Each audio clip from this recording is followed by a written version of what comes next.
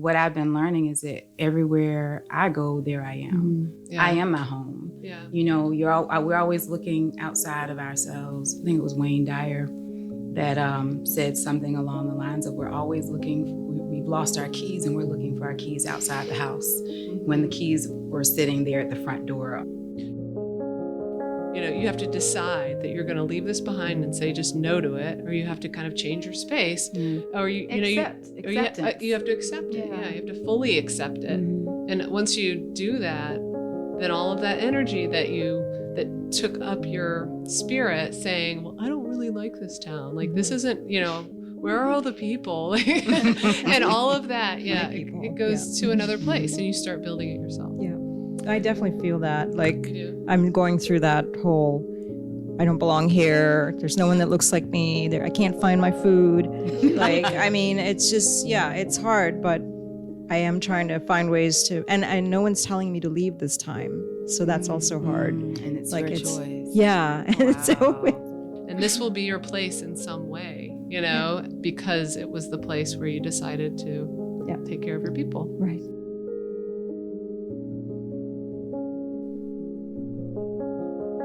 Do you remember what it feels like to be comfortable in your own skin? Not just confident, but also pain-free, relaxed, healthy, and carefree. Think about the most robust version of your own childhood body.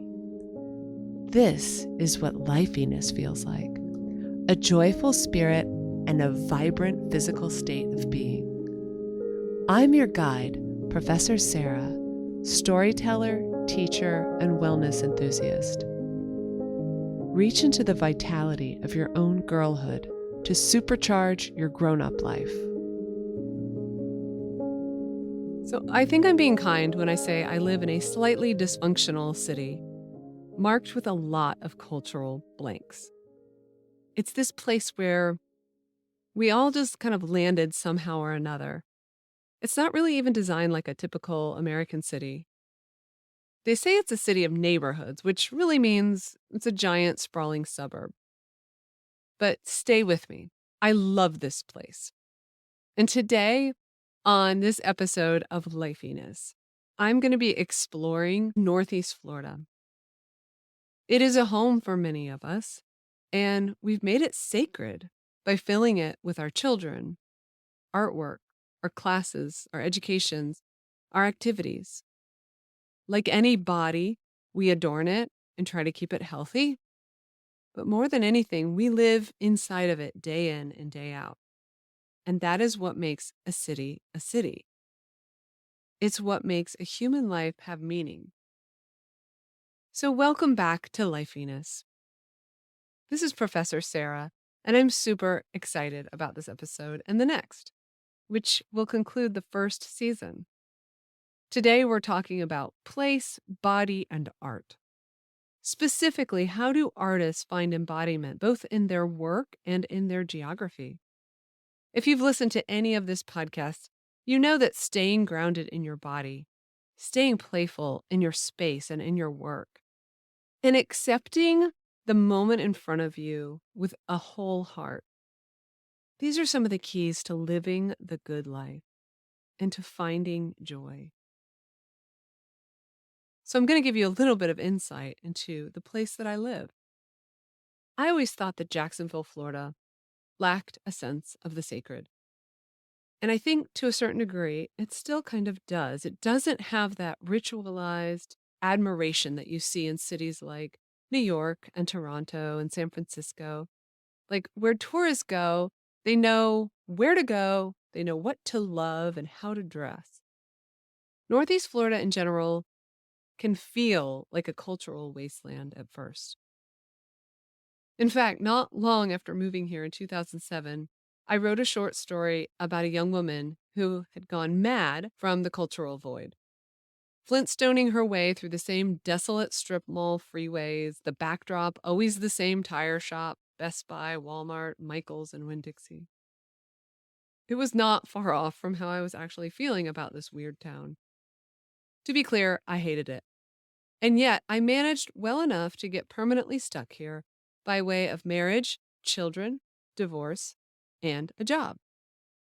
Later, I would learn that many of my friends and colleagues have had similar experiences.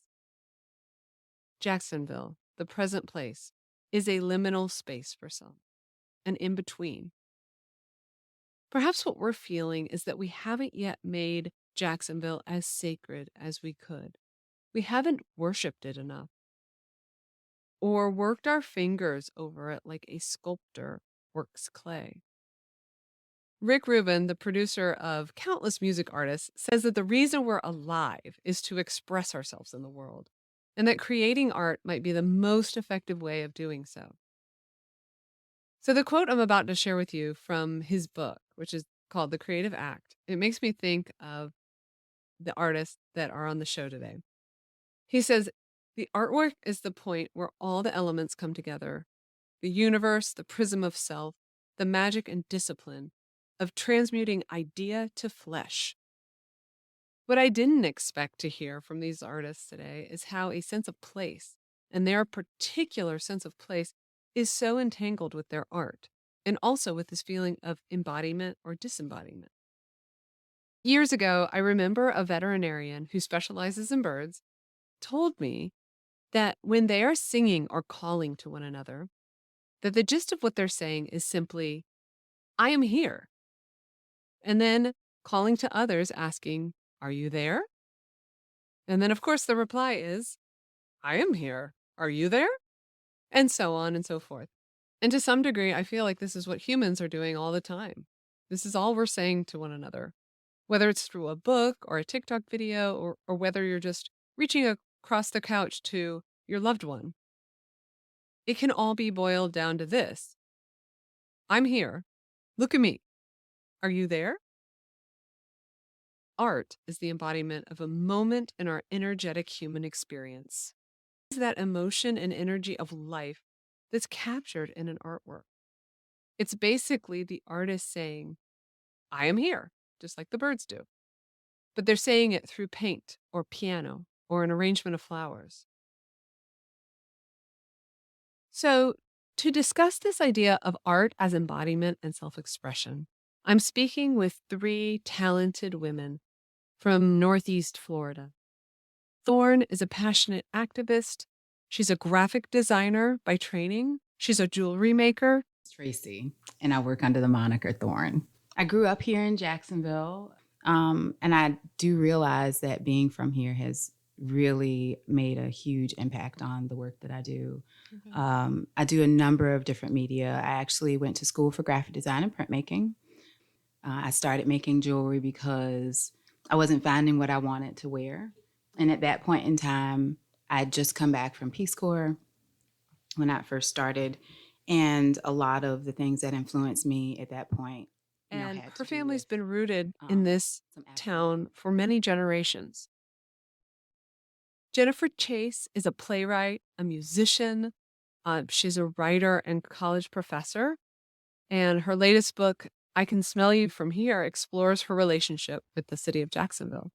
But I grew up in Cape Cod, Massachusetts, and have been most of my adult life in Jacksonville, and went back to college as a non-traditional adult single mother right here in Jacksonville at FSCJ, where I now teach. Yeah. Like Thorne, I did adopt a pen name, Jacinta Chaminade. So some of my work is under that. And then in contrast, we have Shamira Dean Wiest. She's a mixed media artist. She's a sculptor and a weaver. And she's been here less than 3 years.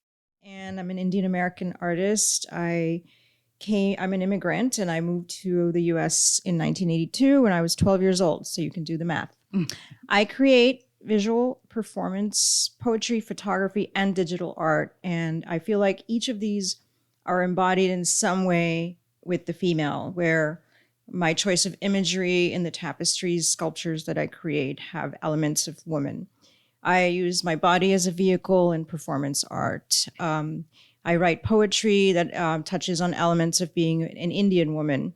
Wow. And I've worked in Washington as a political analyst. I've traveled overseas as a diplomat myself. Today, we're having a conversation in person. in the flesh at my dining room table together in downtown Jacksonville, in my well-loved historic home built in 1911. So we all gathered here on a winter day when even in Florida it was chilly outside and cozy inside. Thorne and Jennifer and Shamira are from diverse backgrounds, but they all show up in their art with the bravery it takes to say, I am here. Are you there? Welcome to our conversation about being an artist in a body, in a city. Don't forget to connect with me at Book of Lifeiness on TikTok, where you can see images and videos of this wonderful conversation and these amazing artists. Let's start with place, because I invited you here to talk about embodiment, embodied art, right? But I think, like we're sitting here in Jacksonville, Florida, all together in the same space, which I think is so special, considering, like I said before, a lot of my interviews I do virtually today, but, we all met at Ignite, right? And that was such a special morning, where we all came together. And so I want to ask each of you kind of, how do you use your geography in your art, or where does it show up in your art? And we'll start with Jen, because she had the show the other night. Your story felt so parallel to mine. And it made me feel, when I looked around the audience, I was like, how many people here feel this way? And part of that is motherhood, I think. Part of that is being a woman. Part of that is not feeling at home in Jacksonville, because I'm not from here either, and I think a lot of us are not from here. But there were so many different touch points that I was like, oh, wait a minute. Not only did I feel like now I know you and you were able to tell your story, but I feel known even more. And a lot of that had to do with this antagonistic relationship that I've had with Jacksonville, where I feel kind of stuck here. But also this is where I do my nurturing and raise my children and make my own art. So tell us a little bit about that. Well, I think first we have to be sure that we're telling ourselves the truth. And I had to take a look at sifting through the excuses, the fears, the empowerment of all the experiences that I've had here. I think is a complicated question, because James Baldwin, for example, talked about this idea of cultural assumptions and the idea that we don't realize the assumptions that we're living under until we live under another set of assumptions. And I bet Shamira has a lot to add about that. I'm sure Thorne too. Yes. Ironically, a lot of the empowerment and the appreciation of the present in Jacksonville involves the concept of time, which I learned a lot more about in places like Senegal, living in Senegal and living in France for shorter periods of time, but enough that I thought, oh, there's a different way, and it's not related to money. It's not related to earning money. There's a different way of appreciating the present and a meal and a conversation. And every time I come back from another place where the concept of time involves shutting everything down at 2:00 and having a 2.5-hour lunch with your family, I come home gung-ho to adopt that. And I have varying degrees of success with that. But I find that for my artistic expression, for happiness, for real connection and feeling a sense of place, it involves being aware of the present, being aware of the ability to get outside of the assumptions I've lived under and look back into them. And I can see myself in my life a lot more objectively when I'm able to look at it from the outside. And then you come back and you feel differently about your surroundings and you look at things and yourself differently. So it can be a painful experience sometimes when I looked back over 30 years at raising children.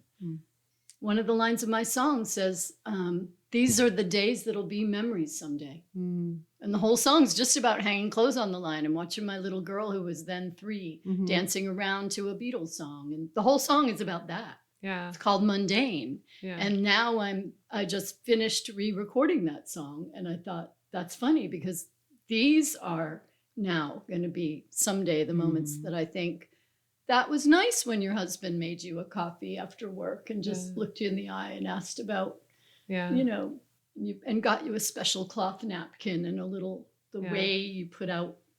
Yeah. It's more about the present Yeah. and how we view it. So Absolutely. I think that's my thing. And it resonated. It really did. Thank It you. was beautiful. Thanks. Shamira, do you want to say something about kind of the way that geography informs your art? Yeah, that's I mean, having the fact that I've been moving for, since I first moved as an immigrant, almost every 3 to 4 years I've moved for the last 34 years of my life, I think. There is no specific place for me. I mean, I think the place that I most connect to is the place I was born, and everything is always trying to pull me back to that. Having my mother live with me definitely brings that back every day. So it's like I'm not connected to any place, and yet I try to make the most of the opportunities that are in that place. The last place I lived before moving to Florida was China. And I was there for 3 years, and I was a complete outsider. Not only, it was either the Western community or the Chinese community, and then there's me, brown, and they're not sure whether I'm Mexican or where I'm from, and then not having the language, and not being able to or allowed to work, because these are the laws of the diplomatic community where the spouse doesn't work on the local economy. So either you work in the embassy much lower than your education level, or you become an artist. So that's what I did. Yeah. Wow. Yeah. So that's when I started making art, is when I started moving. But so as far as place, I mean, I don't feel a strong connection to a geography, but I feel like the personality that I bring to each place, taken from another place, connects me to everyone new, and yet keeps me in contact with all my old contacts. And so I keep building these relationships with new people and keeping old going. So I don't know how that works out, but well, we're certainly happy to have you in our community now. Yeah. How about you, Thorn? I think it's funny. I'm the only one that's from here. Yeah. And so, but I've traveled away from here a number of times. I lived in San Francisco and I lived in Philadelphia. And then, of course, as I mentioned earlier, I was in the Peace Corps.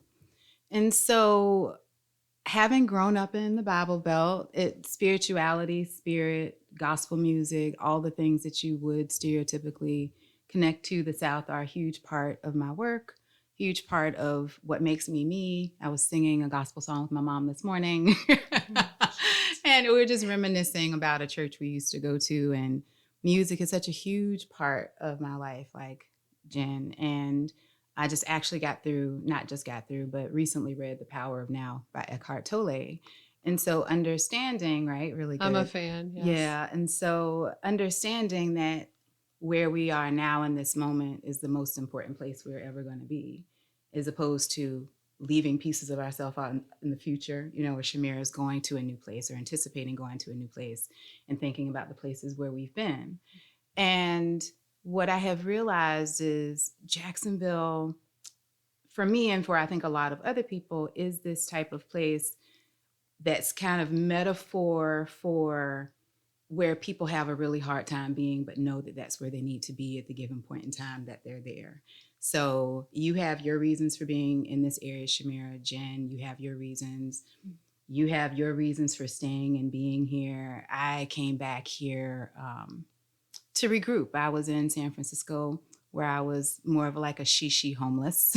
I was moving around from hotel to hotel, and I also used hostels. I was looking for a place to stay. I was going out there to live my artist dream, believing that you had to be in this specific place to have a life of an artist. Mm-hmm. And so once again, connecting back to this whole idea of being in a specific place at a specific time. And I really thought that was where I was supposed to be.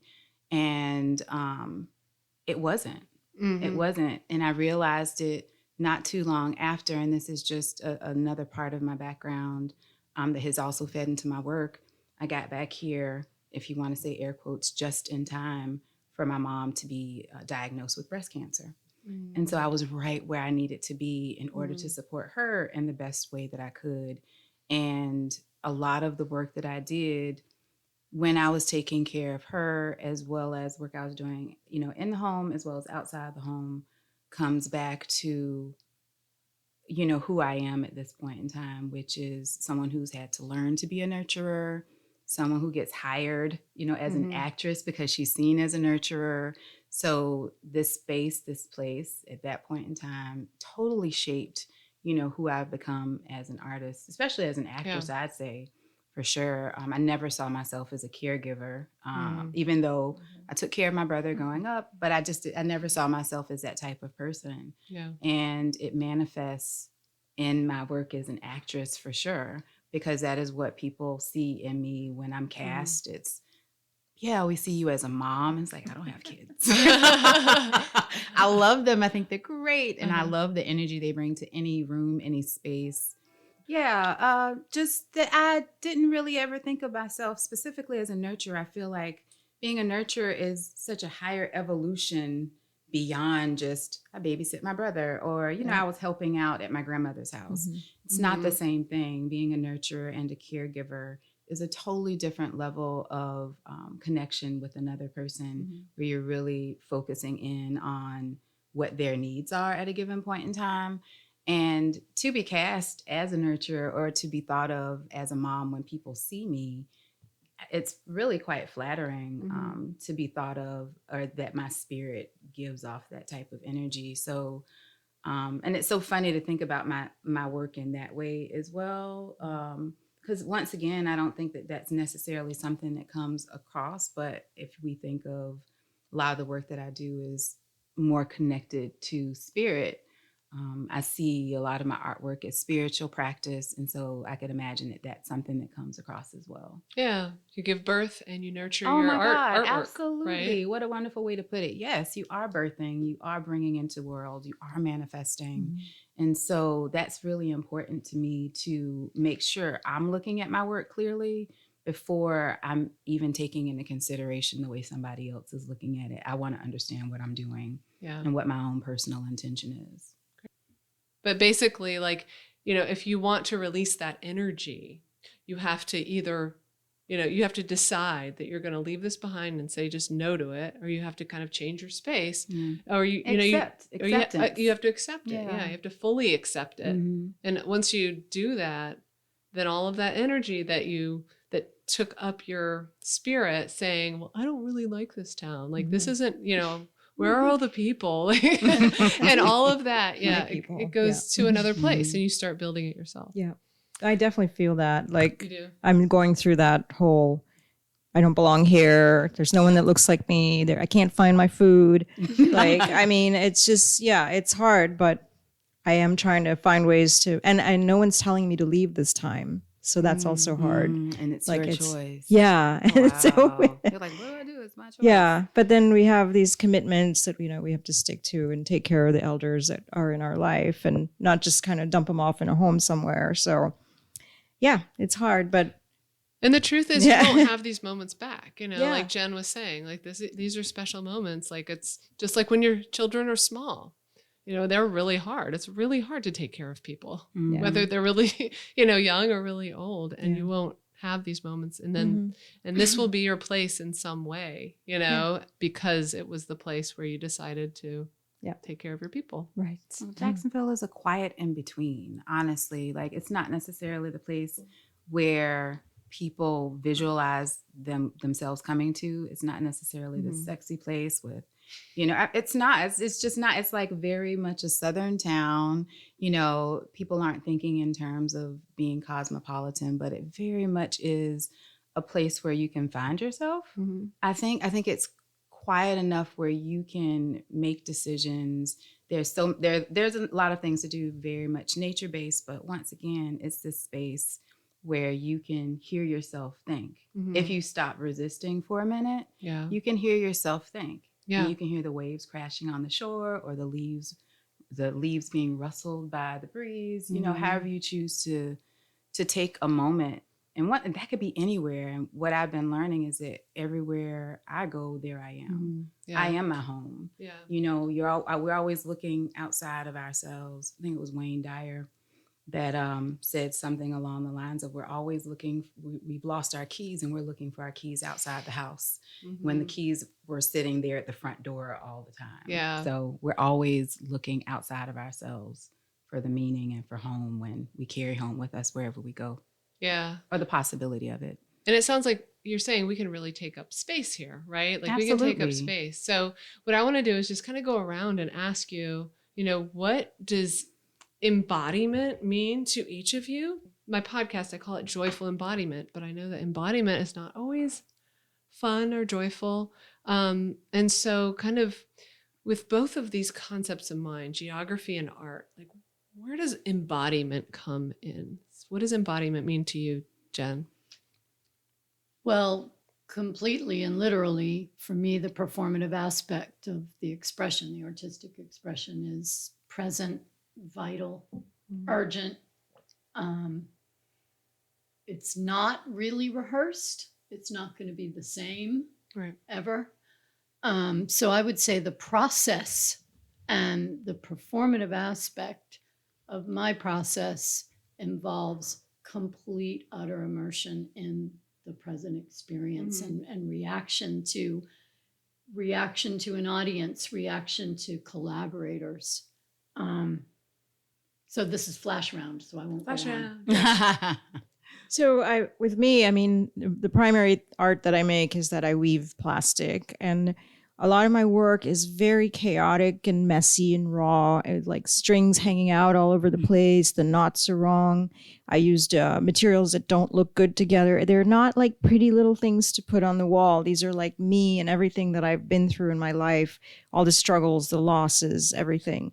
So I think that's the embodiment, is me connecting with this piece that I'm making that's all me and all my mistakes or struggles or victories. Great. Yeah.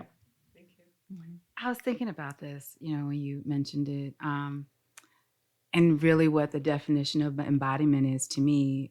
It's an idea or something abstract that is manifest. So we have these ideas, and then it's taking something from our mind and bringing it into the world. In some cases, I do believe it's part of the artist's purpose to be, or to help bring to life the manifestation or incarnation of certain abstract ideas. I feel like that's part of the work that I do, is to help people who've been thinking about certain things, that don't necessarily see themselves as an artist. I believe everybody's a creative, but not everybody's an artist, and has the lexicon and vocabulary or the dexterity to necessarily bring those things to life. And I think that's the difference between being a creative and an actual artist that manifests things. Yeah. And sometimes artists themselves are perception personified, and so it's our idea to perceive and to look and to bring to life. And sometimes we're translators or guides to offer a better understanding of something. And, for myself spiritually, human connection figures so heavily into my work. Maybe for me, it's that I can possibly help others see more clearly in that regard, in terms of, once again, taking the abstract idea of, spirituality and what is that and what does it look like, and bringing that into some place in this world, whether it be visual art, whether it be me as an actress, whether it's adornment, whether it's even origami or any type of sculptural work I may do. That's interesting, because it sounds like all of you are talking about taking something from the spirit world in a way and making a body for it, right? Yeah, like absolutely. In the real world, in the physical world. And when I think of embodiment, kind of like through a wellness lens or a health lens, I think of getting grounded in your body and kind of trying not to get caught up in your mind, not get caught up in the, the thoughts that kind of keep churning. And that can be a really good, I don't know, like a practice to stay mentally well, right? I know, like, the background of this podcast, the whole reason I started it is because my daughter had issues with addiction. And one of the predecessors of the problem was this disembodiment, this feeling of like not being connected, right? And so I wonder, like taking the idea of like, you know, bringing art from the spirit world down to our physical world, but also, you know, being a healthy body and soul, being kind of connected together. I wonder how like the being a female artist plays into this, right? Like we are these bodies that can generate new bodies, right? Like we have to be embodied sometimes, whether we want to or not. Like I wonder how this plays into that feeling of being able to take from the spirit world and create. I think it's not a choice. Yeah. It's definitely not a choice regarding being informed by this maternal, whether we are literally parents of children or not. We have these, as artists, I think, and women, maternal instincts of caring, nurturing for each other. I also think that while we are all creatives, I think being an artist is rarely a choice. It's something we have to do. We don't sit and wonder. I mean, we against all odds, right? Grant or no grant, money or no money, time or no time, collaborative partners or not. It's just this, you have to, it's a force. A while ago, I did an experiment called Words Matter, in which I was really influenced by Marina Abramovich and her I was going to ask Artist you is about Present her. piece. Yes, I'm glad you brought her up. I was an artist at Cork for 10 years. I had a space, and every year they have Cork open studios and artists do things in the gallery. And I'm not a painter or a performer, so I thought, I'm going to do something Marina Abramovich inspired, but it's going to involve allowing the other person to talk and to practice really giving my body, my attention, my soul to each person. For many, that maybe is just easy to do. So I admire people that are great listeners. But for me, I thought, this is a practice. I'm older and I need to get better at truly being present for someone and listening. And I thought to myself that I had a very overinflated idea of how much people would want to hear my wise, sage response. And no one asked. Some sat across from me in Cork, and I had a little piece of paper that said, your words matter. I'll listen, and you can tell me whatever you want. And I concentrated on listening, and people talked for sometimes 45 minutes. Oh, wow. And never said, what do you think? I know you're not supposed to. Yeah. Nothing. They were perfectly satisfied. And through that performance art, truly, they were the performers and I was the audience. And I learned that through restricting myself to not say something back, that my mind was totally with them because I wasn't thinking ahead about something clever, something clever I could say, some solution. Right. That's where we spend our time. We spend our mind thinking about, I'm going to tell him, and I think this is great advice, or I'll tell him this story that relates.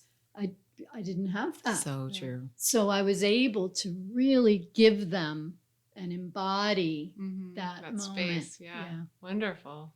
Well, it shows just how in alignment we all are here, because my project for my grant was Talk Convo.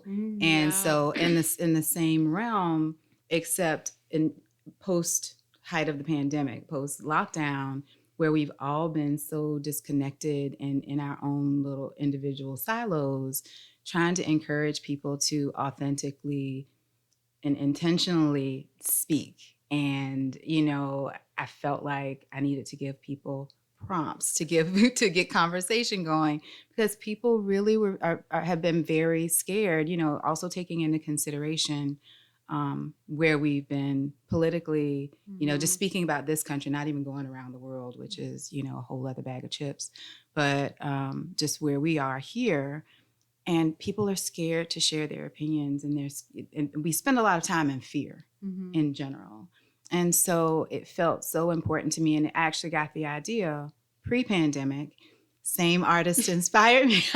She didn't inspire me. She not in the same way. I loved the way Maria Brovanovic, I always mispronounce her last name, but the way she was there for people and she held space for them to just be, as opposed to, well, I need to say this, just as you were saying, a lot of our time with other people is spent thinking about what we're going to say next. And it's not about listening and truly, tapping into this other person and their energy and what they're sharing. And so once again, I was moved to do the same thing and truly connect with others. And that was why I had started that project. But I was looking at an old bio this morning. And when the project was in development, it was called Good Advice, because I thought, I have all this stuff that I want to share with people. And I have such really great insight. Yeah. It was so funny. I was like, oh my God, look at me thinking about myself. Savior complex once again. We were talking about that earlier. And so same thing, when you move yourself out of the way, it's a clearer path to another person. Yeah. It really is. Yeah, that's so true. What about you, Shamaya? What about being a woman in the world of sculpture? I'm so caught up with what you guys are saying that I have not been thinking about what to say. That's perfect. I like, what was the first question? So I'll just talk about my most recent solo exhibition, which was funded not by that grant, by another grant, but I got this computer, which I did a lot of work. It was called The Veil of Maya. And in the Indian culture, Maya is the word in the Bhagavad Gita for illusion. So I've made all these sculptures that are like these white fluttery things and nobody really knows what it's from. But it's actually like this insidious material that's like choking our planet, which is waste plastic. And somewhere in there is that woman of me as a savior trying to save the plastic. But there's also the weaving that I picked up, which my grandmother in rural India was spinning cotton to earn a living for the family while my grandfather was a prisoner of war in Singapore during World War II. He had, so this is India with he had 5 daughters, and this is the country where, girls are thrown away because the girl child is not needed. It's the male that needs to take care of the family. So my grandfather with these 5 girls didn't have enough money, went to war, and was taken prisoner. But my grandmother was actually the one sitting at home earning a living weaving. Wow. So I wanted to connect with her in some way, with my mother now living with me, and my father recently passed away from a lung disease. So all this is happening while we just moved back to America. And so I just picked up what was right there in front of me, which is the grocery bags. And I'm like, what can I make with this? And the first thing I made was an IV bag, because my dad was in the hospital at the time and I couldn't go because it was COVID, and he was in Washington. So, I think that was the time of making the art, being a caregiver for my mother. And then I did end up going to the hospital and caregiving for him for a couple of weeks before he left. And all these are there, like my grandmother, the stories of my history, a culture that I'm far from. And as I've told you, our culture is very quiet. We don't make big issues about the political things that are going on in our country or the poverty that we come from. I grew up very poor. I mean, we all slept in one room. We all slept on one bed. We had an outhouse toilet, so there's all these things that I've lived through, and I just don't talk about it. I keep moving forward. I educate myself. I get these jobs. Have a good life. But it's all the things that make me, and I guess I'm weaving them like my grandmother was weaving cotton. So I think that's where the female is. Yeah. It's a very feminine craft that you're doing. But I'm trying to also make it masculine because I'm putting in this hard plastic in some of my works to make them into sculptures, which is why I call them tapestry sculptures. Because I'm sort of in a world with my jobs as an engineer, as a political analyst, a male-dominated fields, which, I never felt that I was lesser. In fact, I felt better than most of them. So that's not a concern for me. But because I mean, you educate yourself and you can put yourself in front of people if you know what you're talking about. And I wasn't concerned about that, but yeah. Yeah, that's wonderful. Yeah, so we're talking about, identity and identifying as a woman, but we identify in all these different ways, which you mentioned, your background. Yeah. How else does your identity, any one of you, your different, ways of seeing the self inform your work beyond the feminine? I think we're a matrilineal society. The whole time that Shamira was talking, I was just thinking about, I don't think there's anything more metaphorical and straightforward truth of the stories that you're literally weaving and carrying this. I think, gosh, I'm going to write a play about. I think that's a beautiful. Watch out, she will definitely write a play about that. I'm completely captivated by people and their own stories. I would never. I can't act. I don't want to act. But I would encourage you to. Oh gosh, I can't stand it. That's such a beautiful story, and I think That's only a little part of it. I'm sure. But that's a thread. Like that's a really important. I think it could be so cool to stage that in a solo storytelling format. My father was an actor, so he did do these. Oh, wow. Probably why I'm drawn to you. And it brings us all together. But, we identify on a global level, I think, as women with each other. And I don't know that men do that as much. But I think there's a certain, there's a certain empathy and understanding and love that women just normally have for each other, regardless of religion. And that's why it's so important to have these solo stories, because I think the hatred that happens in the world happens when we do big, broad strokes across individuals and we clump them into faceless, nameless people where we would never do that to some of the historic stories that we've lifted up. And so that's why I think, first of all, I think the art that doesn't involve words is fascinating to me. That the story that you're telling through your art, I think it's breathtaking. And the visual of it as you're in the process is part of the storytelling, which I think is so cool. So yeah, it's maternal for sure. Yeah, I know. It's beautiful. Thank you for sharing that. Thorn, you have identified as coming from the Bible Belt, which I think is interesting. And I think it probably brings something very different from, say, like Shamira's background to your art. And also being a Black woman in Jacksonville, multi-generational Jacksonville. How are these identities shaping, or how have they shaped your art? I'll probably say I've felt even more motivated and just moved to be me, as opposed to following through on other people's expectations based on the fact that I am of the African diaspora, based on the fact that I am a female. It's forced me to not necessarily do the opposite, just to antagonize other people, but just because it's been me. Like, I grew up in between two brothers. So I read comic books, which was just kind of outside of the norm. When I was growing up, I think now it's a lot more people talk about, women who, work in the comic book world or who work in that world.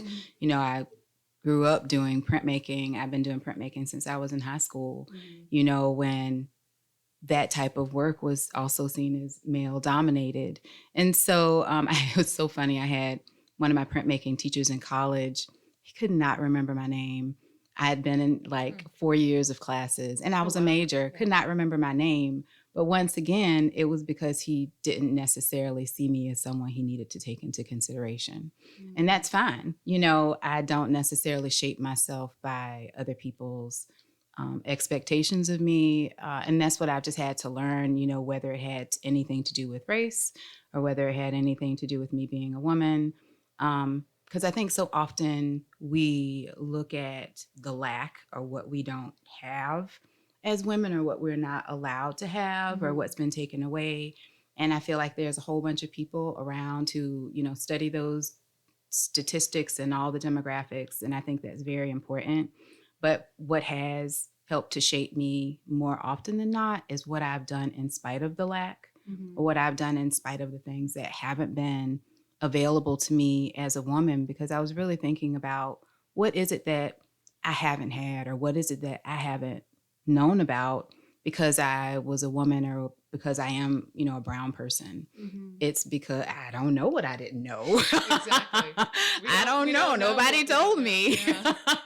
And sometimes, you don't find about it until afterward. So is it, taking once again into consideration the whole idea of the power of now?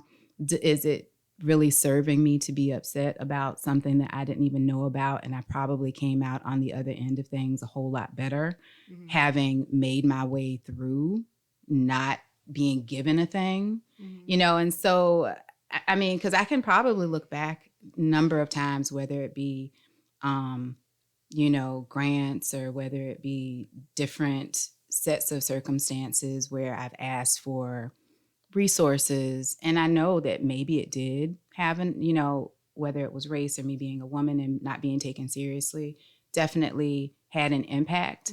But unless people are fully authentic and honest with you, which a lot of the time they're not, they feel ashamed of those things that really influence their opinions. So they're not going to tell me, well, I made this decision to not give you this because women aren't good with money, And so we found that a lot of female artists just aren't good with money. So we have a tendency not to give them the larger grants. And people so often aren't even aware of what their prejudices and their biases are.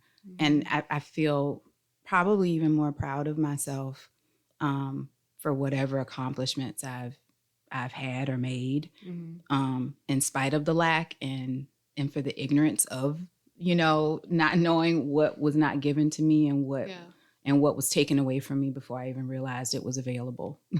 It's interesting because we talk a lot about privilege now and the privileges that we're not even aware of, and kind of like becoming aware of them. It's so important. Yeah. But I think you're talking about almost the flip side of that, which I think I've experienced this as well too, like not knowing what I didn't have, not being, because I'm the same way. I have two brothers, right? And it's like when you compare yourself to your siblings, you're like, well, he got this and I didn't get that. So you're like aware of that. But there are sometimes you don't even know what's available to you. You don't know how unprivileged maybe you were. Absolutely. And you're just kind of like working through that. Like, Shamira, it sounds like your background, you just kept on moving forward and you kept going. Yeah. But I think it is important to be aware of, the privileges we have and the obstacles also that we've kind of come across. It's usually after. It's usually, someone else's, view of a situation, which is why connecting with other people is so important, and talking to people about your story, and people can enlighten you, as opposed to us being in these silos where we never share our story, which is one reason why Jen and storytelling, I think all of us are storytellers, sitting here today. That's why it's so important, to find out, though it's not necessarily my focus, because I'm telling you, if I spent time really getting into the things that I wasn't given, I would do that all day, y'all. Yeah. I mean, I don't know what else I'd do. I'd be in a hole. I would just cry. Right? I mean, I don't know what else I would spend time doing. And so it's important to know and to be aware. I'm not going to say that ignorance is bliss, because it's not necessarily bliss. It's simply, once again, I've been made stronger by having to work harder. And I've had to be grateful for that. Not that I wouldn't have loved for the road to have been a little bit easier and a whole lot less bumpy. And at the same time, I'm so grateful for the person I am today and what these experiences have made me. I wouldn't give it back. Yeah, I want to know, once again, I do want to know. And at the same time, I love me, and I'm so grateful for the type of artist I am right now in this moment that I otherwise would not have been if I didn't have this story to share. Yeah. It occurs to me that there are so many similarities among the three of you. Mm-hmm. As we're talking about just kind of this, this being in the feminine space, it's interesting how many challenges are the same, even as diverse backgrounds as we have. But yeah, I mean, I definitely, because I don't know if you guys saw this question, because I kind of put it in the body of one of the emails, but I did want to know if any of you have felt a particular time when you felt really disembodied, like really disconnected, and maybe if that informed your art, or the opposite, like you felt really embodied, like really kind of like moved by the spirit. So if you have, an anecdote, I'd love for you to share that, because it seems like those are where you have some similarities, through the process. You say the process is everything. It's much more than the product, Shamira. So I actually, I guess I can think of a time when I felt really embodied was I had to do a performance piece at the U.S. or the Swiss embassy in China. And it was me and another Chinese feminist artist who's a performance artist and a professor. And we barely can connect. Like she doesn't speak much English. My Chinese is very Idian. And like, we were in the embassy and we put out this long scroll on the grounds, took off our shoes. She brought this bowl of ink and we held a thread between the two of us on opposite sides of the scroll and started painting.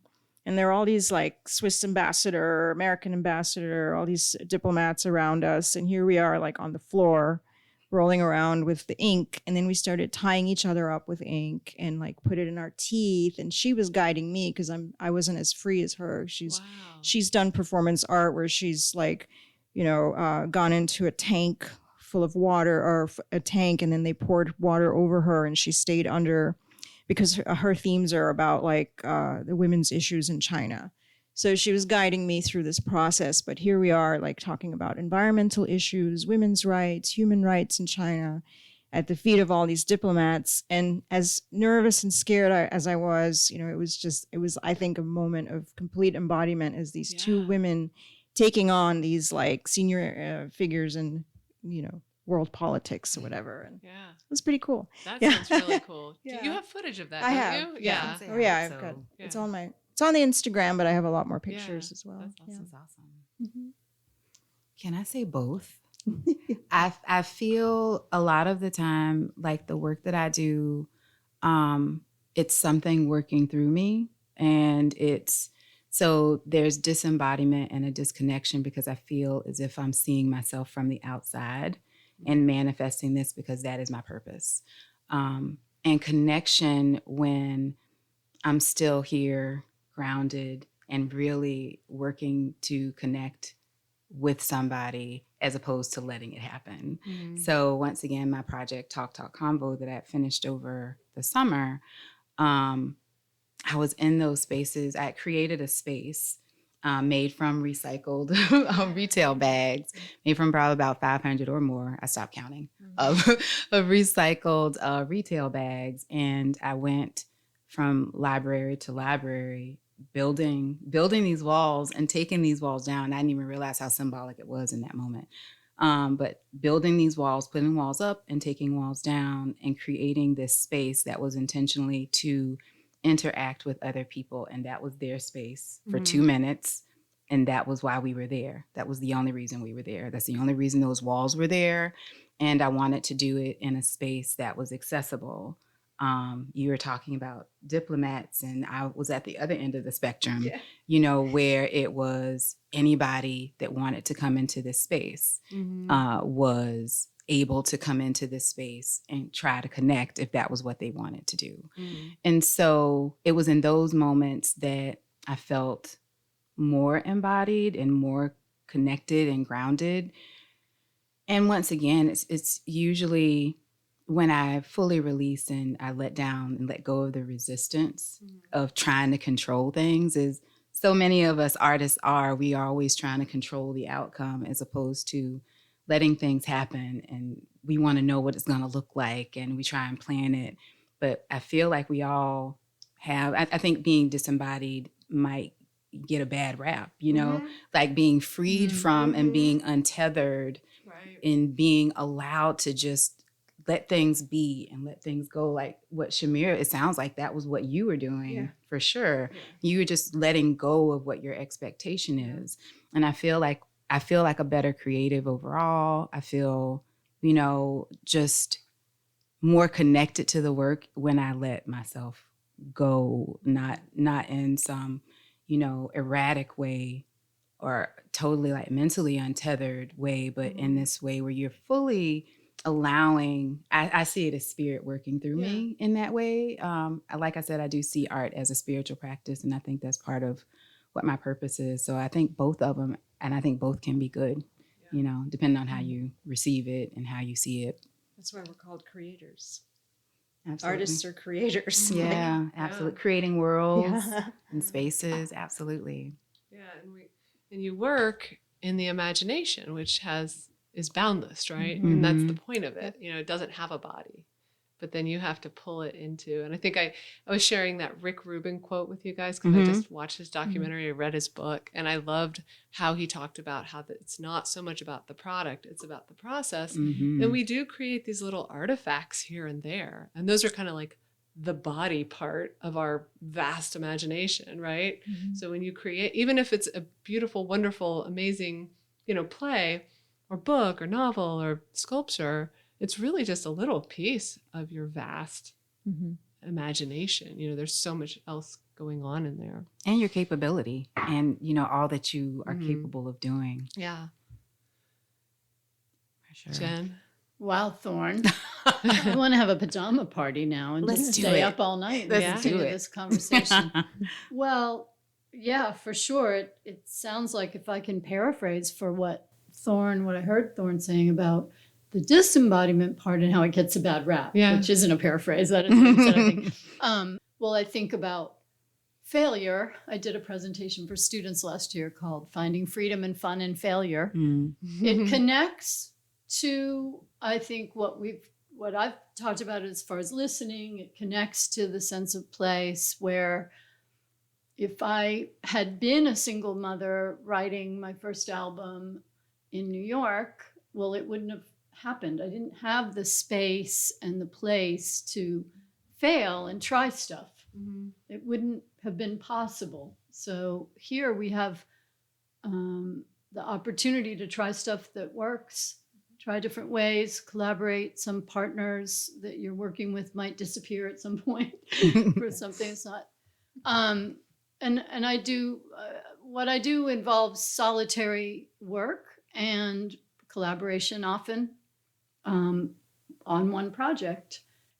When I went to the Doorway of No Return on Goree Island, I saw, well, I'm a white person that carries a healthy degree of sadness for hatred and a lot of the periods of our world history as people who have been incredibly cruel and disgusting to each other. And so standing at the Doorway of No Return, where thousands of enslaved people from the continent of Africa were loaded onto slave ships, that moment I had heard about a little 13-year-old girl who was taken from Senegal and gone through the Doorway of No Return and ended up here in Spanish-owned Florida, named Anna Kingsley. And I just, at that time, there was a tiny little monograph about her that someone sent me, said, I've heard you're going to this place, Senegal. Guess what? I think this person. And at the time, no one knew the story in Senegal or here, very few people. Wow. And when I went home to my host families, and so I cried for her. And it was profound. My daughter was lonely, kind of, you know, learning the language. She was in a French school here, which everybody thought I was crazy to put her in Johnny Ford Public Magnet immersed in French, but so she could get by fine in French. But, you know, she was the only, sometimes we saw Dakar's a major city, but we went to lots of villages where no one had ever seen a white person before. And when I wrote the song, I cried for Anta Majiganjai, this little girl. And I thought about my daughter on the beach that day, meeting another little girl, a little Senegalese girl. And it brought me back to my best friend, who we are celebrating 49 years of friendship. Oh, wow. That I met on a beach. Wow. When I was 10. Wow. And so I connected those two stories. Yeah. And it felt real. It felt, this is my purpose. I didn't question at all the song that I wrote. Yeah. And brought it to a Senegalese group. And they had tears streaming down their faces. And we collaborated and recorded the song. Wow. And I had no doubts. It's when doubt comes in. It's when you say, maybe I don't have a right to tell this story. I'm not in it. Or when those things come in, then I would say you feel disembodied. And the disembodiment is the business of art. It's always the business of art that you question and doubt. And it's so painful because once money gets involved and you're in charge of it, or you have to promote and all these things. It's very abstract compared to being in the physical beauty. living of the world. It's like now we have to put a number to everything that we do and that we imagine. But yeah, I'm just thinking about the other night at your show. It was a very embodied audience because of the smells. So she passed around the different smells from different eras of her life, where she remembers it. There were good smells. There were in little jars. I've been wondering about that. In little jars. Yeah, they were mostly. And so to me, that felt like a way of you pulling the audience into their bodies, into their senses. So that was wonderful. I'm totally taking them there. Yeah. So I guess the way we can wrap up really is let's kind of touch back on the themes of geography and embodiment and taking up space in the city. Like, where do you see yourself and your own art and maybe any other organizations that you're connected to? How do you see yourself taking up space? I guess I can start. Yeah. Well, we were just having this conversation about me and my role with art in public places. And I really did see my role as helping people to understand that everybody deserves art. And it should be everywhere. It shouldn't just be in certain neighborhoods with certain, income demographics and certain, housing, being at $200,000 and up. And those are the people that deserve art. And a lot of the time when I work with art in public places, and I was essentially, we can say lobbying advocate, or that I harassed a lot of people that work with the city, including city council members at the time that I was first appointed, to understand that there is a space, there's a huge gap, there's a chasm in between where, people have access to art there, where art is made, and then people have access to it. So much of the time, things are in a gallery or in other spaces, and maybe in a theater where a lot of people don't even feel comfortable, and I'm not saying that everything should just be, in a grocery store. And at the same time, I say, sure, why not? Why not try, doing art, in unexpected spaces. But for this specific goal that I had with art in public places, it was about making the process of art going into the community one that was a consistent process and one that was facilitated, by a system, because they understood that this is a need. And so I feel so much of the time that we don't all fully understand. I think artists, of course, because we're artists, we feel that art is essential, but so much of the time people don't fully understand that art is essential. Like, art that challenges us, art that's pretty, art that, is not only amazing to look at, but art that teaches us. And I feel like that's a huge part of what my work is here. Not just the work that I create, but also advocating for that type of work as well, supporting other people that do that type of work. And always working to push the idea of arts access forward is a huge part of my purpose. That's wonderful. I can definitely see that too. Right. Oh, I don't have any grandiose Don't stop. plans with my.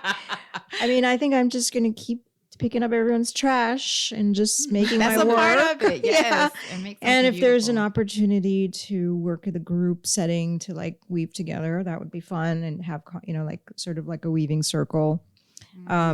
Weave sculpt with the waist. I mean I don't have big plans because I'm also going to try to educate myself some more. So, but that's Those all are big plans, by Yeah. the way. Yeah. Changing something that was seen as trash into something different and yeah. useful and giving it a second chance. Yes. Absolutely. Yeah. I'm uplifting it. I mean, I'm aware of all the metaphors and themes that go into the work, but I'm just doing, a few pieces at a time, trying to do my part for society. So Yeah. It makes me think of mushrooms because I don't know if you've seen it's Fantastic Fungi. They talk about how mushrooms, if we didn't have life forms like that eat dead wood, that eat, old things and discarded things, then they would just pile up. It was something I'd never thought about before, but that's almost I'm like a what you're mushroom. doing. You're a little mushroom. Absolutely. You're a cute I love little it. mushroom. Listen, mushrooms take are it. great and have many wonderful uses. Yes, Absolutely. Lion's mane is great. It is. It's In your beautiful. coffee. What about you, Jen? So I was listening to a guy named Jim Carrick on First Coast Connect the other morning, and I hadn't thought about him in a long time. I lived in St. Augustine a long time ago. He's a guitarist that knew the legendary folk artist Gamble Rogers, and he was doing all these kind of Gamble-isms, quoting Gamble Rogers. And I already knew this one, that Gamble Rogers said, life is what happens while you're busy making plans. I love that. But I heard a new one that I hadn't heard before. And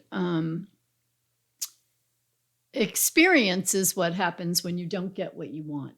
And I love that. So true.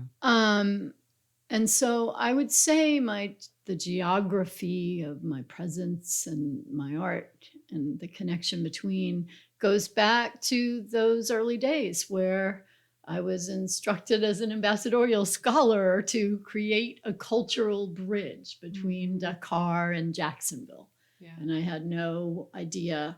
I wasn't inspired at all until I immersed myself there and heard a story. And so I thought, okay, you're good at that. You're good at finding connections between people, whether it's, I felt like it hurt me to hear you can't find your food because culinary art is so important. And whenever I do an artistic or a performance, I try to include the elements of the senses, the smells and the tastes and the feel and the sounds of a moment or of a story. And so to me, I just want to keep creating those cultural bridges that come naturally to me. There's a lot of things that don't, but that's my language. And from their home, right? And a lot of what we're talking about is home, right? And what home? How do we bring whatever that home is? And then you talked about how you carry home with you. You wear it, right? All these things. So to me, it's all about that. Just finding what our language is and continuing to do it and build those bridges. Yeah. That's so important. Yeah, I do cook a lot. So I'm coming over. because my mother's there and she can guide. Thank like you it. so much, Jen and Thanks. Shamira Thank and you. Thorn. Thanks for being on the show Absolutely. and Thank you for the invite. gathering here. It was so special that you were here. Speaking of home, like in my home. I love So it. wonderful. So Yeah. great. What a great conversation. Thank you, Sarah. Absolutely. Thank you for even thinking of bringing us together.